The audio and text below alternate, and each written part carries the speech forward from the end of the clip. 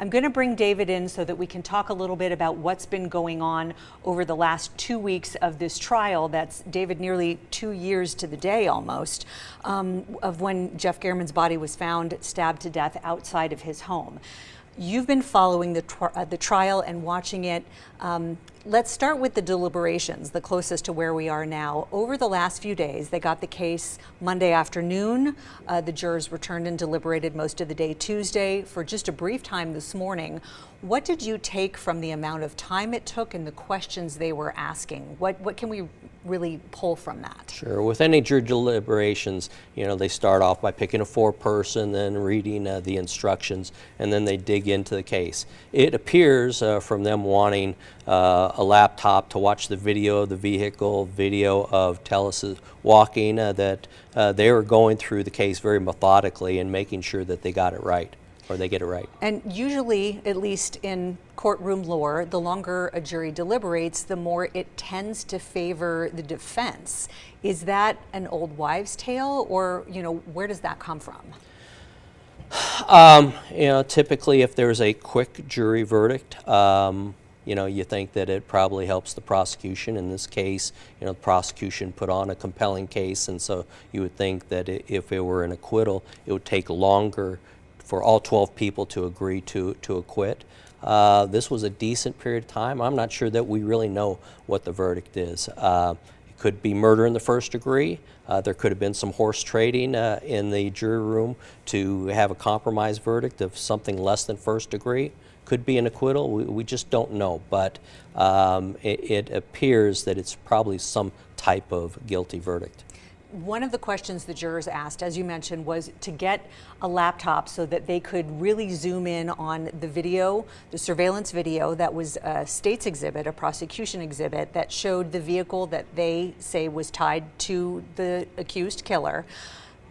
But this was introduced as evidence but not discussed during trial. Then it became an issue in the closing arguments and clearly in jury deliberations. So there were some questions about how that was handled. Can you weigh in on that for us? Sure. It's always difficult to second guess attorneys who were in the courtroom, but generally as a prosecutor, you bring out all the evidence and you deal with problematic areas, and this was obviously a problem for them.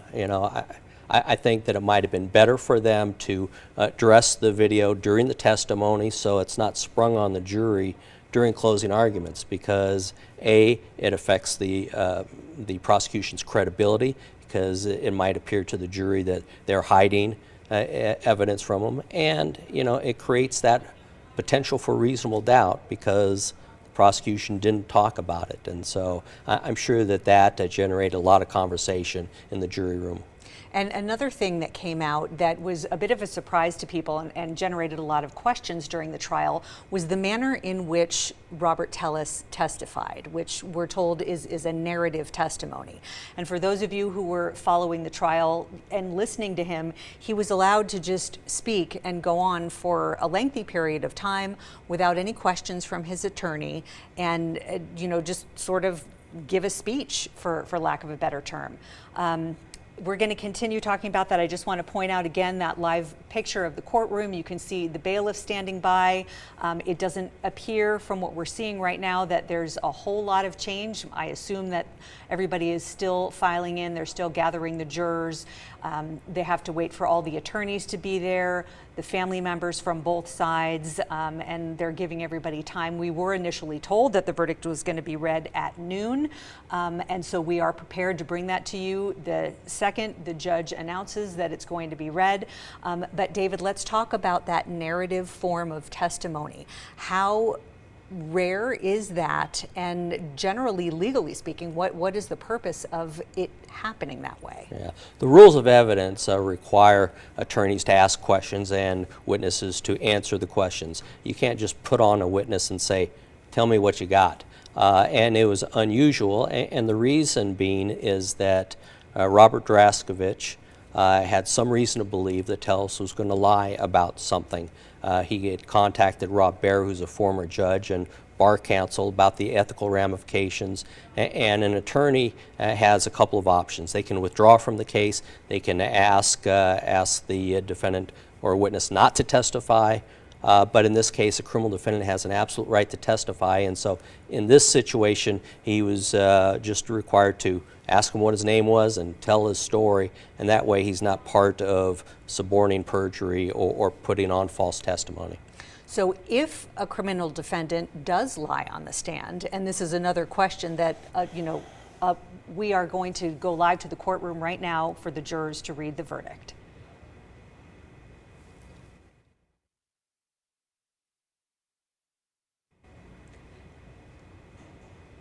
Okay, we're still waiting to have the audio come up in the courtroom, but as you can see, Robert Tellis there at the defense table with his attorneys. Now everybody in the background there, all of the reporters and family members that were covering the story, just rose, for the judge to come in and take her seat. There you see the judge in her seat right there, getting ready to ask the jury if they've reached a verdict, and we're going to the courtroom live.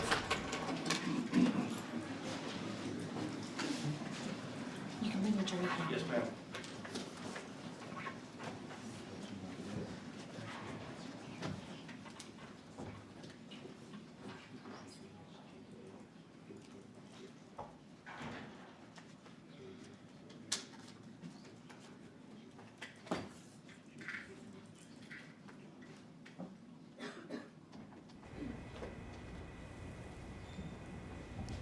As you can see, Robert Tellis sitting there. Obviously, this has to be an incredible moment for him in his life as he learns to, he's about to learn his fate, whether he may be going to prison for the rest of his life, whether the jurors believe that he's a killer. And it's clear that throughout this trial that his standpoint has been that he was framed for Gehrman's murder, that he is innocent and he had nothing to do with it, despite very compelling evidence presented by the prosecution. Specifically, perhaps the most compelling portion of their evidence was Robert Tellis's DNA found underneath Jeff Gehrman's fingernails. There was no explanation offered from the defense in terms of how that got there, but Robert Tellis did maintain throughout the course of the trial and through a lengthy narrative testimony that he gave that he was framed. And now everyone's standing as the jurors prepare to announce their decision.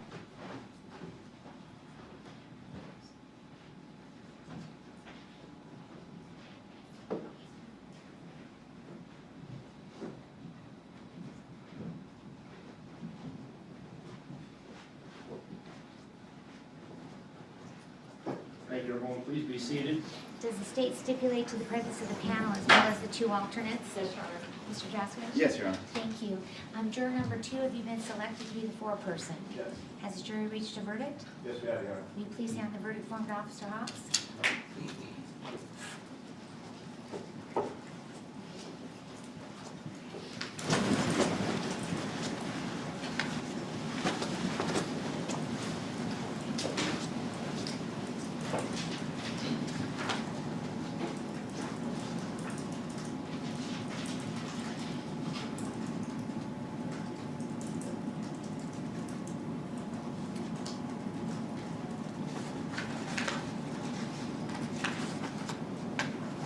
Okay, the clerk will now read the verdict form out loud. The defendant and his attorneys will stand for the reading of the verdict. District Court, Clark County, Nevada, State of Nevada, Plaintiff versus Robert Tellis, Defendant, Case Number C-368935, Department Number 12, Verdict. We, the jury in the above entitled case, find the defendant, Robert Tellis, as follows. Murder with use of a deadly weapon, victim 60 years of age or older. Guilty of first-degree murder with use of a deadly weapon, victim 60 years of age or older. Special verdict. The jury unanimously finds the murder willful, deliberate, and premeditated. The jury unanimously finds the murder was committed by means of lying in wait. The jury unanimously finds the murder was committed by means of elder abuse. Guilty of first-degree murder with use of a deadly weapon. Special verdict. The jury unanimously finds the murder willful, deliberate, premeditated. Do you want me to finish this? I'm just having the attorneys approach for just a moment Thank you, Judge. because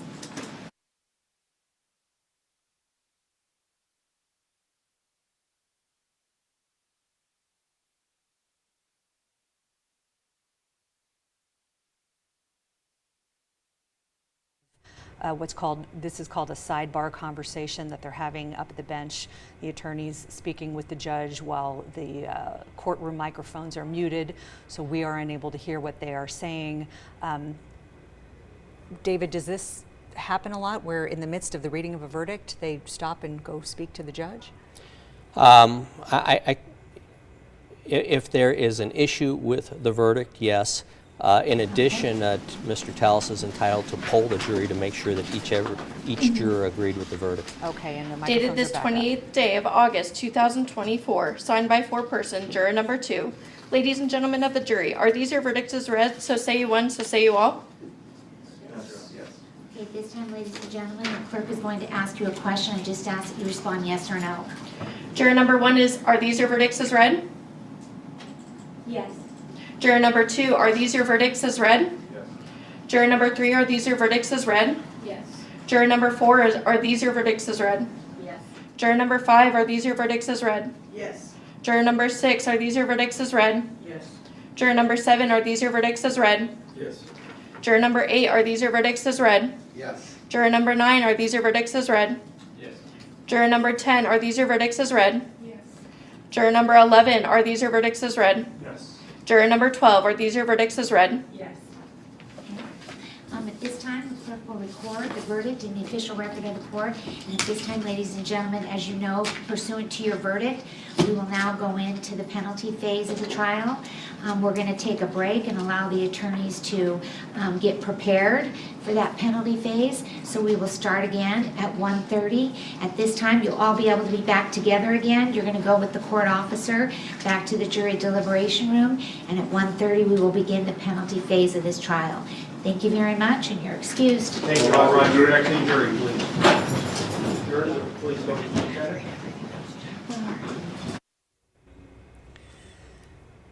As you just heard, former Clark County Public Administrator Robert Tellis has been found guilty of murder in the first degree for taking the life of Review Journal investigative reporter Jeff Gehrman, a grisly stabbing that took place nearly 2 years to the day from where we sit right here, right now.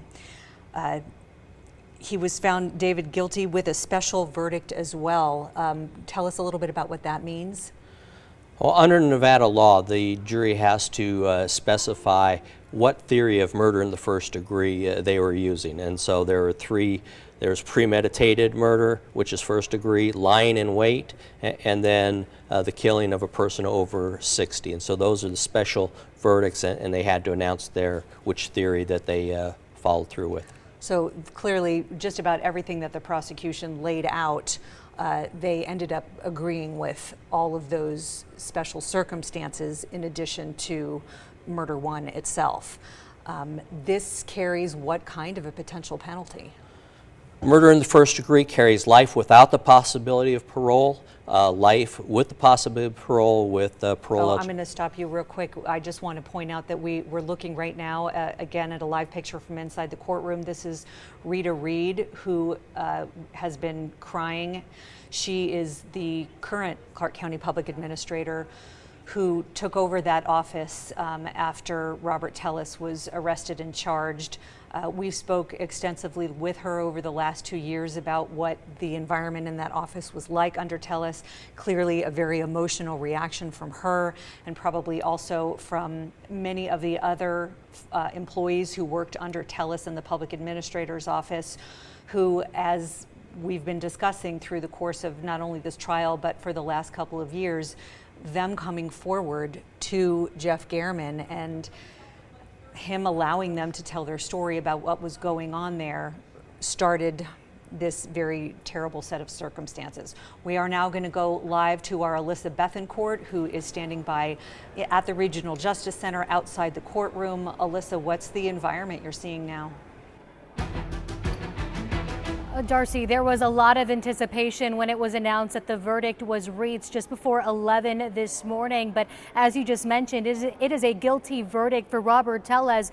The jury finding they were convinced without a reasonable doubt that Tellez was responsible for the murder of Jeff Garriman. Of course, Jeff Garriman, a very well-respected reporter here in Las Vegas, and he was murdered back in September of 2022, nearly 2 years ago. As I mentioned, we heard that the verdict was in at around 11 this morning. The judge, Michelle Levitt, she allowed for about an hour to pass before that verdict was read, really giving people the opportunity, like Jeff Garriman's family, the prosecution, the defense, people that used to work in the public administrator's office with Robert Tellez, to all show up into the courtroom and wait for that verdict to be read. 3 days of deliberation before we finally got an answer here. And again, Robert Tellez found guilty in the murder of Jeff Garriman. You know, this verdict also brings a conclusion to a case that has captured national attention, raised concerns about the safety of journalists, and even sparked discussion about First Amendment protections. Jeff Garriman, again, a seasoned and well-respected journalist for the Las Vegas Review-Journal, was known for his investigative work uncovering public corruption. But back in September of 2022, he was found murdered outside of his home with multiple stab wounds. Robert Tellez, he was previously the Clark County Public Administrator. He quickly became a key suspect in this investigation. Keep in mind that Garriman's reporting had detailed allegations of corruption, turmoil, bullying, and even an affair in the public admin office where Tellez was in charge. During this trial, evidence was presented by the prosecution. It included DNA linking Tellez to the crime scene and testimony from witnesses who described Tellez's possible motives and dislike for Garriman. On the other hand, the defense argued Tellez was being framed by jealous co-workers, and they also stressed that there was some missing evidence. But Darcy, again, the reaction here in the courtroom, one of, I guess, relief for a lot of people who were waiting to see justice for Jeff Garriman. Darcy, I'll send it back to you. Melissa, thank you. And now we are going to go to current Clark County District Attorney Steve Wolfson, who's going to be delivering some remarks just right there behind Alyssa. Here we go.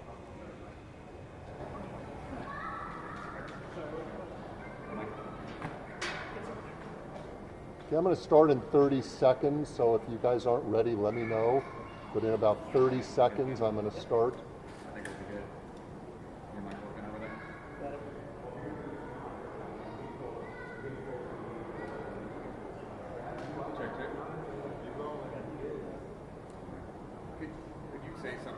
Attention. Steve Wolfson, Clark County District Attorney. Got it. Okay, everybody ready? Okay, thank you. We're ready. Okay, good afternoon. I'm Steve Wolfson, the Clark County District Attorney. What I'd like to do is make a few remarks and a couple of comments, and then I'll take some questions.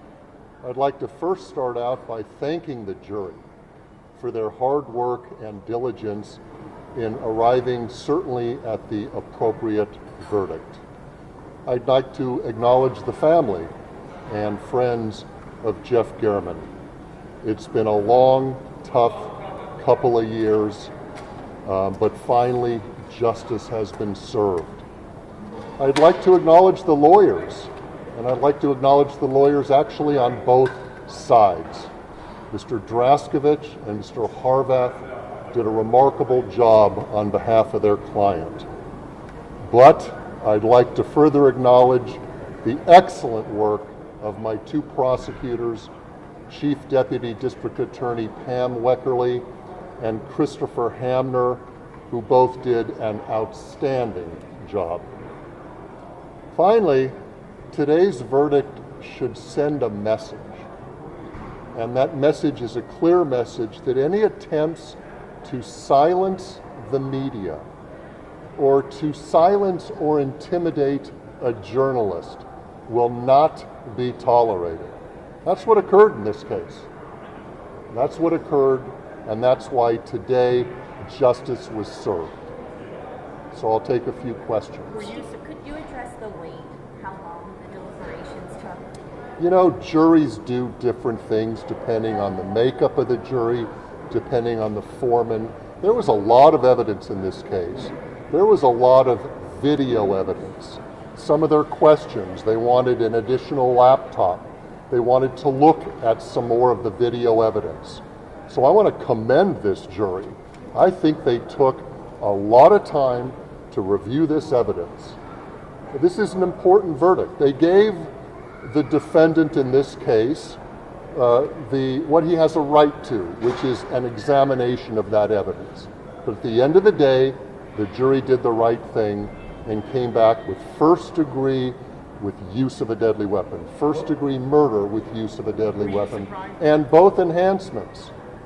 This crime was committed with the use of a deadly weapon, and this crime was committed against an elderly person. The jury kind of was thrown a curveball in closing with the defense there, basically pointing out the silhouette of a different looking person than Robert Tellis in the suspect's alleged vehicle there.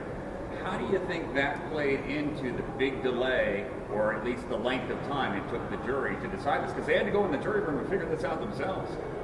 Well, defense lawyers sometimes have to throw curveballs. That's their job. But I'll tell you, the jury hit the ball out of the park this time. They hit a home run by getting the right verdict. Were you surprised by the length of the jury deliberation? Yes, a little.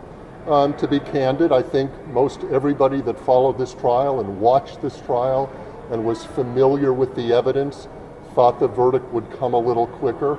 But again, there were over 400 exhibits. Many of these exhibits were video evidence. And I think the jury took their time and examined all of the evidence. That's what we want juries to do. We want them to look at all of the evidence. We want them to consider what the defense offers. But I'll say it again, at the end of the day, after looking at all the evidence, their verdict was clear and convincing. Could you address him taking the stand in his defense? Well, a defendant has a right to testify or choose not to testify. In this case, Mr. Tellis chose to testify. He gave narrative testimony. I think that the jury listened carefully. I was in the courtroom for a number of hours during this trial, and I was watching the jury. I was watching how the jury reacted to the evidence. And I think they gave Mr. Tellis the benefit of the doubt. They listened to him. But again, the jury verdict speaks for itself. Do you think his decision to testify helped or hurt it? You know, maybe that's what we'll ask the jury one day when this is all over. Mr. Wolfson, what is the significance of testifying by narrative? Have you ever had a case where you've had a client, when you were a defense lawyer, testify by narrative? It's certainly unusual. It is certainly rare. But sometimes, based upon the ethical rules that apply, a decision is made for a defendant to give a narrative. What ethical rules might apply in a case like this? I'm not going to speak to that at this point. You know, the case isn't over. We're going to a penalty hearing in about an hour. Certain witnesses will testify, and the jury still has another decision to render, and that's the decision of penalty. What do you think is the appropriate penalty? Well, they've got three options. They can come back with life without the possibility of parole, life with the possibility of parole after serving a minimum of 20 years, or a sentence of 50 years with minimum parole eligibility after 20 years. So the jury has options. I'm not going to invade the province of the jury at this time. I've got two excellent prosecutors that are going to present some information for the jury to consider. I'll respect whatever verdict, whatever sentence the jury comes back with. Generally, in a case where you go to a penalty phase, what is it that a prosecutor is asking a jury to consider? Well, during the guilt phase, they're asked to consider the evidence of guilt. You know, what evidence does the prosecution have to suggest that a crime was committed and that this accused person committed the crime? We're beyond that now. The jury came back with first-degree murder with use of a deadly weapon against an elderly person. So that there's a different consideration now. What is the appropriate punishment? So I'm sure that Mr. Draskovich and Mr. Horvath will present information on behalf of their own client, and we will be presenting certain information that we want the jury to consider as well. Forgive me if you answered this before I got here. Will What was behind the decision not to seek the death penalty in this case? Well, there are certain cases that are appropriate for consideration of the death penalty and certain cases that aren't. A decision was reached that this was not an appropriate case to seek the death penalty. I was asking why. I'm not going to go into the analysis that went into that decision. I will tell you, in my 12 and a half years of being the district attorney, we have decided to file a death penalty in a number of cases, and we have decided not to file in a number of cases. Every case has its unique facts and circumstances. The background of the accused person, the gravity of the offense, the nature and circumstances. But a decision was made in this case not to seek the death penalty, but I'm confident that whatever sentence is rendered, that's a chunk of prison time that Mr. Tellis will have to serve. Can you explain how the deadly weapon enhancement and the lying in wait factor could affect the sentencing? I didn't hear you, Caitlin. Can you explain how the deadly weapon enhancement and the lying in wait factor could affect the sentencing? Well, the jury's going to consider all of the evidence. I mean, this was a crime, in our opinion, that was clearly premeditated. There was planning involved. It wasn't a decision in a couple of minutes or moments to kill Mr. Gehrman. There was planning involved. Lying in wait, I think the jury will consider that. The jury will, of course, consider that he brought a deadly weapon. So they will consider all of these things in their decision. Did you know Jeff Gehrman personally, and just what can you say on a personal level about his work? I knew Jeff for probably close to 40 years. He had a stellar reputation in this community. He was a zealot. He was an excellent investigative reporter. I did work with Jeff over the years. It's a crying shame, literally and figuratively, that he's no longer with us. Sir, Mr. Tellis brought up a conspiracy theory that involved both private and public figures. Would you be willing to address something? I think they're ludicrous. There was no conspiracy. The only conspiracy was between him and his evil mind. All of the people that he accused of being part of a conspiracy had no role in any conspiracy, and I think the jury's verdict speaks directly to that. That's it. Thank you. Very good.